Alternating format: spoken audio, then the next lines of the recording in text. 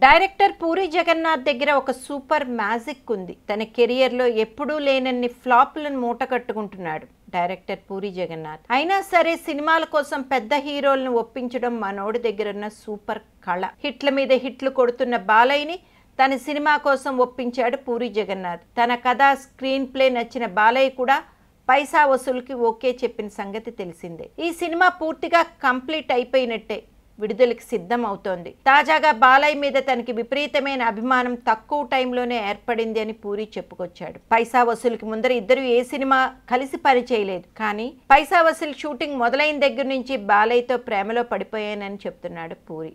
నేను బాలయ్యకి అభిమానిగా మారిపోయా.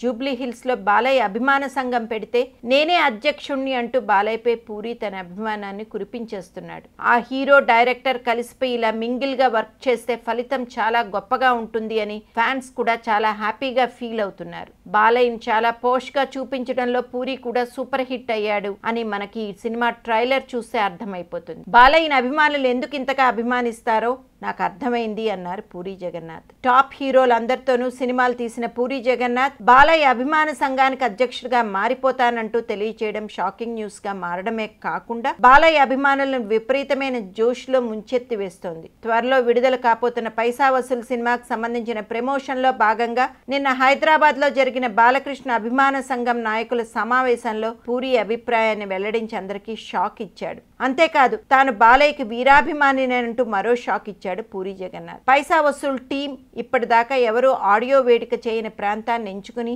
అందరికీ షాక్ ఇచ్చింది. ఆంధ్రప్రదేశ్, తెలంగాణ రాష్ట్రాలకు సరిహద్దు జిల్లాగా పేర్కొనబడే తెలంగాణ జిల్లా ఖమ్మంలో ఈ సినిమా ఆడియో వేడుక చేయబోతుండటం టాపిక్ ఆఫ్ ది టాలీవుడ్ గా మారింది.